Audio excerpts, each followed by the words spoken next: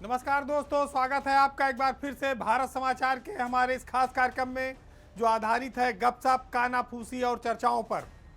इस बार कई रोचक खबरें हैं, तो चलिए शुरू करते हैं पावर सेंटर।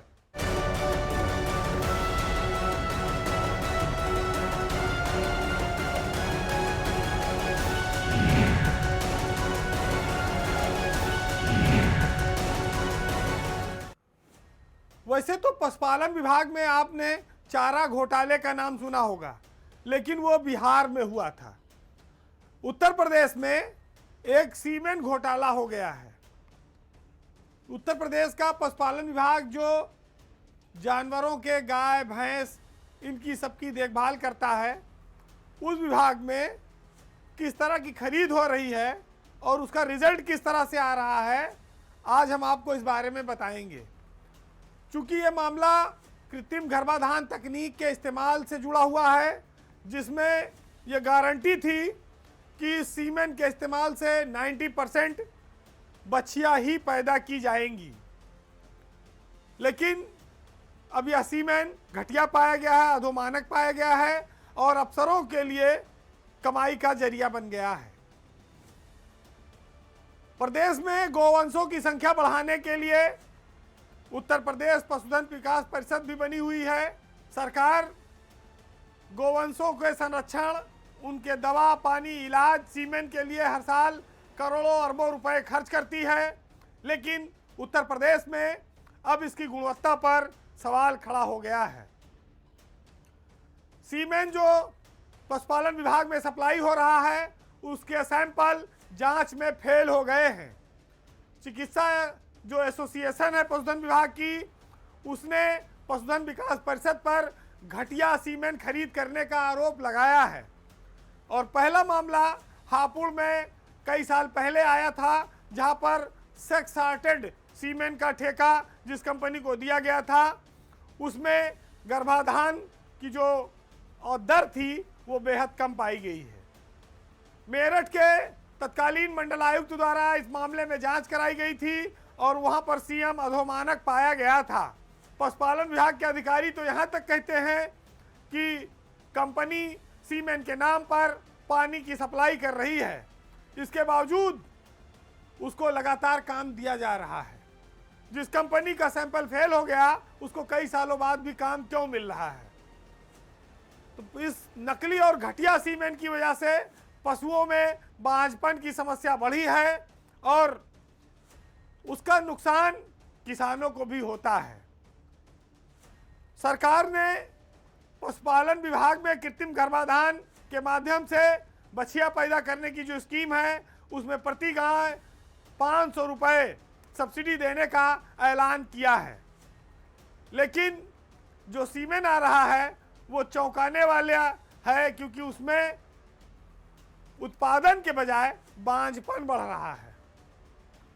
आपको बताएं कि पशुओं में जब बांझपन बढ़ता है तो उसकी वजह से किसान, गौपालक जानवर नहीं पालते हैं, कम पालते हैं और उनकी संख्या दिन ब दिन घटती जाती है। 2025 में सरकार ने एक पशु गणना कराई है, लेकिन अभी उसकी रिपोर्ट सार्वजनिक नहीं की है। विभागीय सूत्रों के बीच ऐसी चर्चा है कि गौवंशों की संख्या में काफ़ी गिरावट आई है, जिसकी वजह से इस रिपोर्ट को छिपाया जा रहा है, इसको सार्वजनिक नहीं किया जा रहा है। यानी कि जो पशुधन है उत्तर प्रदेश में वो घट गया है। पशु चिकित्सकों ने आरोप लगाया है कि सीमेंट की सप्लाई जो एबीएस कंपनी करती है उसको ब्लैकलिस्ट किया जाए, लेकिन पशुधन विकास परिषद के अधिकारी साठ गांठ करके इस मामले पर पर्दा डालते हैं। यही काम पहले सीईओ नीरज गुप्ता और रविंद्र नायक जो प्रमुख सचिव थे उनके दौर में भी हुआ था, जिसकी वजह से इन दोनों को हटाया गया और काफ़ी बदनामी भी हुई थी, लेकिन वो प्रक्रिया बंद नहीं हुई। मंत्री धर्मपाल सिंह तब भी थे, आज भी मंत्री वही हैं। प्रमुख सचिव रिटायर होकर चले गए। अब समस्या इस बात की है कि एक जाता है और एक आता है, लेकिन भ्रष्टाचार का सिलसिला रुकता नहीं है। आज की तारीख में मुकेश मेश्राम पशुपालन विभाग के प्रमुख सचिव हैं। अब गेंद उनके पाले में है, शिकायत वहां पहुंची हुई है। इस प्रदेश में जहां गायों को लोग माता कहते हैं, जहां जानवरों को पूजा और सम्मान दिया जाता है, वहां पर उनके साथ उनके सीमेंट में, उनके खाने में इस तरह से घटिया सामग्री का इस्तेमाल होना ये दर्शाता है कि अधिकारी पशुओं के मौन होने का भरपूर फायदा उठा रहे हैं, जिसका नुकसान सीधे तौर पर गौपालकों और किसानों को झेलना पड़ रहा है। अब बात एक ऐसे अफसर की जिसका प्रभाव कभी खत्म ही नहीं हुआ। कोई मुख्यमंत्री हो, कोई सरकार आए, कोई प्रधानमंत्री बने, उसके हाथ से पावर कभी खत्म नहीं हुई। बात आज अयोध्या में राम मंदिर, समाजवादी पार्टी, अखिलेश यादव और नृपेंद्र मिश्रा से जुड़ी हुई। पिछले दिनों लोकसभा में अखिलेश यादव जब बोल रहे थे तो उन पर एक आरोप लगा कि अयोध्या में गोली चलवाने वाले राम भक्तों पर वो राम मंदिर पे बात ना करें, जिसके बाद जो जवाब आया उसने आईएएस अधिकारी और आज के समय में राम मंदिर निर्माण समिति के अध्यक्ष नृपेंद्र मिश्रा को लेकर चर्चाएं और तमाम तरह की कहानियों को फिर से सबके सामने ला दिया है। यह संकेत किसी और की ओर नहीं था, यह संकेत सीधे बीजेपी और नृपेंद्र मिश्रा की ओर था।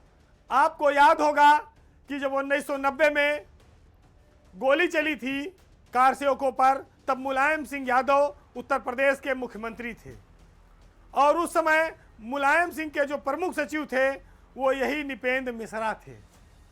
वही नृपेंद्र मिश्रा जो इस समय राम मंदिर निर्माण समिति के अध्यक्ष हैं। इतना ही नहीं, नृपेंद्र मिश्रा मुलायम सिंह के मुख्यमंत्री पद से हटने के बाद जब कल्याण सिंह मुख्यमंत्री बने 1991 में, तब भी वह उनके प्रमुख सचिव रहे और उनके काफी भरोसेमंद अफसर रहे।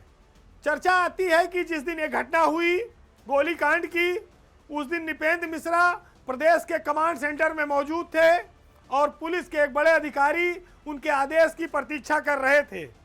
राम मंदिर के पास कार सेवकों का लगातार जमावड़ा बढ़ रहा था, वो चढ़ाई करने के लिए तैयारी में थे। स्थिति नियंत्रण से बाहर हो रही थी। लगातार नृपेंद्र मिश्रा को कमांड सेंटर में यह सूचनाएं प्राप्त हो रही थी। पुलिस के अधिकारियों द्वारा निर्देश मांगा जा रहा था कि ऐसी हालात में क्या करना है। बताया यह जाता है कि नृपेंद्र मिश्रा ने सीएम से सहमति लेकर फायरिंग के आदेश जारी किए थे और उसमें बहुत सारे लोगों की मौत हुई। यहाँ तक कहा गया कि अयोध्या की जो सरयू है वो कार सेवकों के खून से लाल हो गई। नृपेंद्र मिश्रा एक जादूगर टाइप के अफसर रहे जो हर सरकारों में संतुलन साधते थे और वो तेजी से चलने वाले सत्ता के गलियारों में अफसर माने गए और उनकी पकड़ शीर्ष स्तर पर बहुत मजबूत थी। जब कल्याण सिंह ने उन्हें अपना प्रमुख सचिव नियुक्त किया तो उस समय संघ ने और बीजेपी ने इसका बड़ा विरोध किया था। जब 2014 में मोदी प्रधानमंत्री के रूप में कैंडिडेट निर्वाचित हुए तो बताया जाता है कि अरुण जेटली ने प्रधानमंत्री की मुलाकात नृपेंद्र मिश्रा से करवाई थी और जैसे ही वो पीएम बने उनको वो अपने पीएमओ में सेंटर पॉइंट पर लेकर आए और 5 सालों तक यानी कि 2020 के लगभग वो पीएमओ में प्रमुख सचिव के रूप में कायम रहे। नृपेंद्र मिश्रा नौकरशाही में एक रोल मॉडल अफसर की तरह हैं कि विपरीत विचारधारा की सरकारों में भी वह गजब का संतुलन साधना जानते हैं। यूपी में उनको कई सारी उपाधियों से नवाजा जाता रहा है। उनको चालाक अफसर के तौर पर कहा गया, उनको क्रूर अफसर के तौर पर भी कहा गया। ऐसे अफसर बहुत कम होंगे इस देश में जिनको नौकरी में आने के बाद से कभी पावरलेस ना होना पड़ा हो। अब ये अलग बात है कि राम मंदिर की जब जब बात आती है तब तब मुलायम सिंह यादव समाजवादी पार्टी पर गोली चलवाने के आरोप लगते हैं, लेकिन उस गोली चलवाने में कितने लोगों का योगदान था उसको लोग ध्यान नहीं दे पाते। अब इसी बहाने संसद में हुई उस तंज के बहाने नृपेंद्र मिश्रा एक बार फिर सबके सामने चर्चा में है। अब बात उत्तर प्रदेश में इस समय सबसे बड़े और चर्चित छापे की। इनकम टैक्स ने बसपा के एकमात्र विधायक उमाशंकर सिंह के यहाँ छापा मार दिया। इस छापे से पूरे प्रदेश की राजनीति में, ब्यूरोक्रेसी में हर जगह हलचल मच गई। जिस तरह से कई जिलों में छापामारी हुई, उसको देखकर लगता है कि यह कोई सामान्य बात नहीं है। अभी कुछ दिन पहले सीएजी ने विधानसभा में एक खनन की रिपोर्ट प्रस्तुत की थी, जिसमें कहा गया कि सोनभद्र इलाके में खनन में 60 करोड़ रुपए टैक्स चोरी किए गए हैं। चर्चा यह है कि इसी रिपोर्ट ने एजेंसियों का ध्यान खनन से जुड़ी कंपनियों की ओर खींचा, जिसमें उमाशंकर सिंह सबसे टॉप पर हैं। रसड़ा में जहां उनका घर है, वहां से वो विधायक हैं। वहां पर उनके घर में घुसने के लिए इनकम टैक्स ने नकली शादी के पंपलेट छपवाकर अपनी कार पर लगवाए, तब वो अंदर जा पाए, वरना गेट ही न खुलता। उमाशंकर सिंह एक छात्र राजनीति से आए हुए व्यक्ति हैं और इसीलिए उन्होंने अपनी कंपनी का नाम छात्र शक्ति कंस्ट्रक्शन कंपनी रखा। वो कंपनी पूरे प्रदेश में इस समय चर्चित है, लेकिन उन्होंने खनन कारोबार में भी अपने पैर मजबूती से जमा रखे थे, जिसको कम लोग जानते हैं। छात्र शक्ति कंस्ट्रक्शन के पास पीडब्ल्यूडी के बहुत बड़े बड़े ठेके हैं। कहा यह जाता है कि बड़ी बड़ी सड़कों का काम उमाशंकर के हिसाब से पीडब्ल्यूडी में बनता है। दूसरी ओर उन्होंने एक नई कंपनी फॉर्म की, जिसका नाम है साईं राम इंटरप्राइजेस, जो खनन कारोबार में बादशाह है, खासतौर से सोनभद्र के इलाके में, मिर्जापुर में। इनकम टैक्स की निगाह उन पर ऐसे समय क्यों टेढ़ी हुई जब ये कहा जा रहा है कि वो बीमार थे, जब ये कहा जा रहा है कि उनकी कंपनी पिछले 2 साल से बहुत ज़्यादा काम नहीं कर रही है। लेकिन कुछ लोगों की जानकारी और आंकड़े इस बात के इतर जवाब देते हैं। आज भी उमाशंकर की जो कंपनी है छात्र शक्ति कंस्ट्रक्शन, उसको अधिकतर ठेके पीडब्ल्यूडी में मिल रहे हैं। इसके अलावा खनन के क्षेत्र में भी उनको कई सारे ठेके लगातार मिल रहे हैं, वो ठेके डाल रहे हैं। ऐसे में सवाल ये उठता है कि जब कोई व्यक्ति राजनीतिक व्यक्ति है, भाजपा की सरकार में इतना प्रभावशाली है, इतना भरोसेमंद है, निकट है, तो उस पर छापे की कार्रवाई क्यों की गई? उन पर अचानक ये सख्ती क्यों हो रही है? क्या कुछ राजनीतिक लफड़ा है? क्या बीजेपी की कोई अंतरकला है जो सरकार के करीब जाएगा, उस पर कार्रवाई होगी? तमाम तरह से लोग इसको जोड़कर देख रहे हैं। एक कहानी ये बताई गई कि दयाशंकर बलिया के हैं और उमाशंकर भी बलिया से विधायक हैं, तो परिवहन मंत्री से उनका कुछ टसन है, नाराजगी है, उस वजह से भी छापा पड़ गया। लेकिन सबसे महत्वपूर्ण बात यह आई कि योगी सरकार के एक मंत्री ने अपनी ही केंद्र सरकार की कार्रवाई पर नाराजगी प्रकट की। वो नाम है दिनेश सिंह का। दिनेश सिंह ने इनकम टैक्स के छापे को गलत बताया और कहा कि जब उमाशंकर सिंह कैंसर से जूझ रहे हैं, बीमार हैं, ऐसे समय में उनके ऊपर छापा डालना अमानवीय है, गलत है। वो एजेंसी के इस कृत्य का विरोध करते हैं। दिनेश सिंह ने अपनी नाराजगी खुलकर जताई। क्यों? क्योंकि वो उमाशंकर के समधी हैं, रिश्तेदार हैं, और अपनी बेटी के दर्द को वो बर्दाश्त नहीं कर पाए। हालांकि दिनेश सिंह बयानों के मामले में कई बार सुचिता की उस लक्ष्मण रेखा को पार कर चुके हैं, जब मामला राहुल गांधी, सोनिया गांधी और प्रियंका गांधी के लिए हो। वहां पर उनके लिए उन्होंने बहुत सारे अपशब्द भी बोले हैं।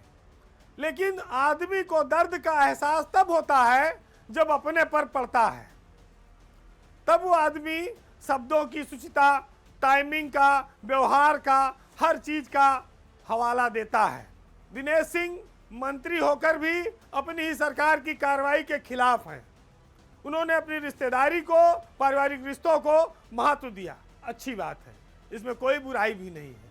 लेकिन उमाशंकर का साम्राज्य कोई दिनेश के भरोसे नहीं बढ़ा है। उमाशंकर का साम्राज्य मायावती के जमाने से शुरू हुआ। मायावती जो उनकी पार्टी की आज भी मुखिया हैं, उन्होंने एक बयान देकर चुपचाप वो अपने घर में बैठ गई। मायावती को बीजेपी ने कुछ दिन पहले दिल्ली में टाइप 8 का एक बंगला बड़ा देकर काफी खुश कर रखा है। वो बीजेपी के खिलाफ बहुत ज्यादा नहीं बोलती हैं। तो अब अपने छापे से उमाशंकर को खुद निपटना होगा।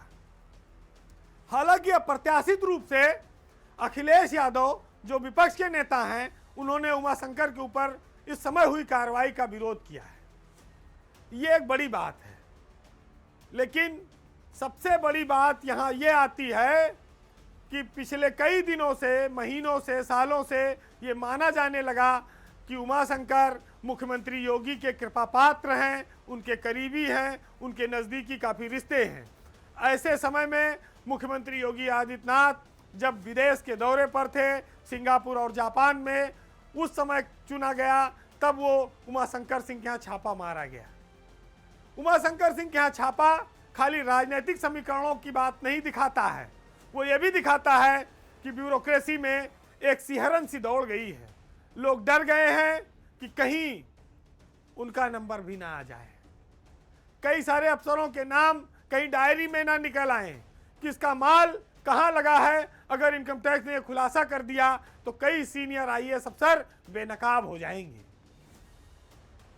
उनकी हजारों करोड़ की कंपनी में पैसा लगाने वाले लोग चैन की नींद नहीं सो पा रहे हैं। अब ये इनकम टैक्स के ऊपर है कि वो इस मामले में कितनी खुलासे करती है, कितनी रिपोर्ट में क्लियरिटी देती है। इनकम टैक्स कई बार ऐसे मामलों को चुपचाप ईडी के हवाले भी कर देती है। तो ये कहानी, ये छापा बहुत सारी चीज़ों से जुड़ा हुआ है। राजनीतिक स्कोर सेटलमेंट भी है, ब्यूरोक्रेसी में भी कई लोगों पर निशाने लगे हैं। एक छापे ने कई सारे लोगों को दर्द दे दिया है, लेकिन इसकी असली सच्चाई क्या है ये तब सामने आएगी जब एग्जैक्ट रिपोर्ट बनेगी और इनकम टैक्स इस पूरे मामले पर अपने बयान जारी करेगा। अब ब्यूरोक्रेसी से एक जुड़ी हुई बहुत महत्वपूर्ण खबर, हालांकि ये गपशप है, कानाफूसी है, लेकिन है बड़ी खबर कि यूपी की ब्यूरोक्रेसी में शीर्ष स्तर पर कोई सुगबुगाहट चल रही है, कोई बड़ा बदलाव हो सकता है। अब इसके पीछे कोई साजिश नहीं है, कोई षड्यंत्र नहीं है, ये एक स्वाभाविक प्रक्रिया के तौर पर होने वाली बात है जिसको लोग चर्चा कर रहे हैं, लेकिन ये दबी है। मामला मुख्य सचिव की कुर्सी से जुड़ा है। उत्तर प्रदेश में मुख्य सचिव हेड ऑफ द स्टेट है ब्यूरोक्रेसी में, लेकिन ऐसी चर्चा है कि यूपी में नया मुख्य सचिव आ सकता है। अभी 1989 बैच के एसपी गोयल प्रदेश के मुख्य सचिव हैं। पिछले काफ़ी समय से, लंबे समय से वो स्वास्थ्य कारणों से परेशान रहे हैं, छुट्टी पर भी रहे हैं, लौटे हैं, वो काम करते हैं, लेकिन उनके दौरे और कार्यक्रम बाहर कम होते हैं। वो अधिकतर समय लोक भवन में बैठकर वहीं से अपनी सरकार चलाते हैं। लगभग 7 महीना एसपी गोयल को चीफ सेक्रेटरी बने हुए हो गया है और अभी उनकी नौकरी अगले साल जनवरी तक है, यानी कि 11 महीने उनकी नौकरी बची हुई है। तो ऐसे में लोग पूछेंगे कि भाई जिसकी नौकरी बची है, पद पे है, तो कोई क्यों हटेगा, कोई क्यों हटाएगा। कुछ जानकार ये कहते हैं कि अब एसपी गोयल का मन उत्तर प्रदेश के मुख्य सचिव की कुर्सी से भर गया है। अब वह भारत सरकार की ओर देख रहे हैं, यानी कि वह दिल्ली जाने की तैयारी में है। एसपी गोयल क्या दिल्ली जा सकते हैं? यूपी जैसे बड़े राज्य के मुख्य सचिव का भारी भरकम पद छोड़कर जा सकते हैं? क्या यह पद उनके स्वास्थ्य से अब मेल नहीं खा रहा है, वो इसलिए केंद्र में जाने की सोच रहे हैं, या वो अपने भविष्य को और संवारने के लिए कुछ और देख रहे हैं, भारत सरकार में जाना चाहते हैं?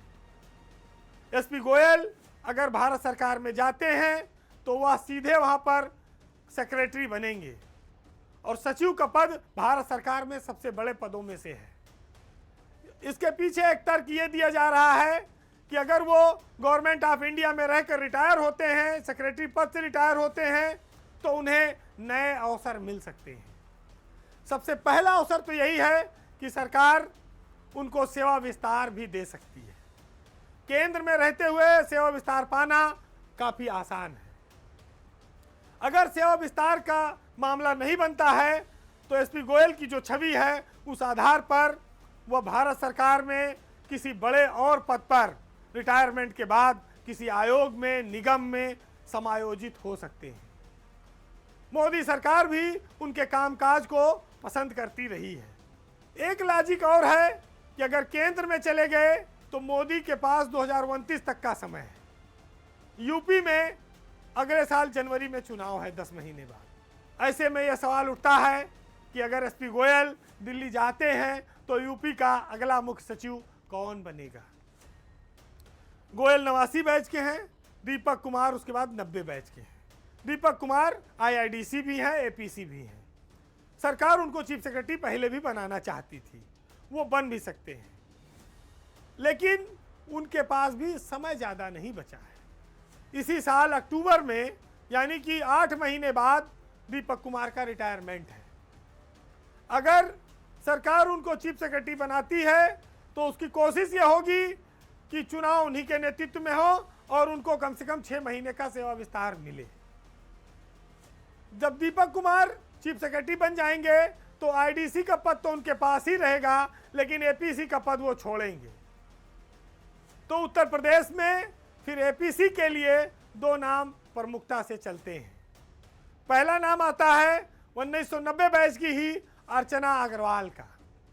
अर्चना अग्रवाल इस साल सितंबर में रिटायर हो रही हैं। उनकी नौकरी भी 7 महीना बची है। अभी वो एसीएस परिवहन है।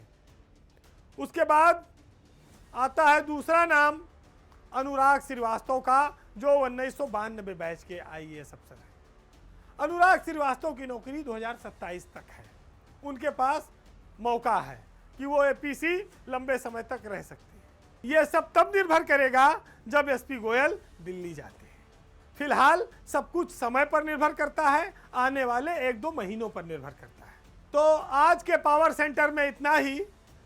जाते जाते आपको सामाजिक व्यवस्था में जो हालात हैं, जो सरकारों का वेलफेयर है, गांव और गरीब की स्थिति है, उस पर कुछ लाइनों के साथ हम छोड़ जाएंगे। चूँकि ये फरवरी का महीना है तो इस फरवरी पर भी एक बहुत शानदार शेर है, आप सुनिएगा। आदम गोडवी साहब की रचना है कि घर के ठंडे चूल्हे पर अगर खाली पतीली है तो बताओ कैसे लिख दूं कि धूप फागुन की नसीली है। और भटकती है हमारे गांव में गूंगी भिखारिन सी, यह सुबह फरवरी बीमार पत्नी से भी पीली है। और सुलगते जिस्म की गर्मी का फिर एहसास हो कैसे, मोहब्बत की कहानी अब जली माचिस की तीली है। नमस्कार।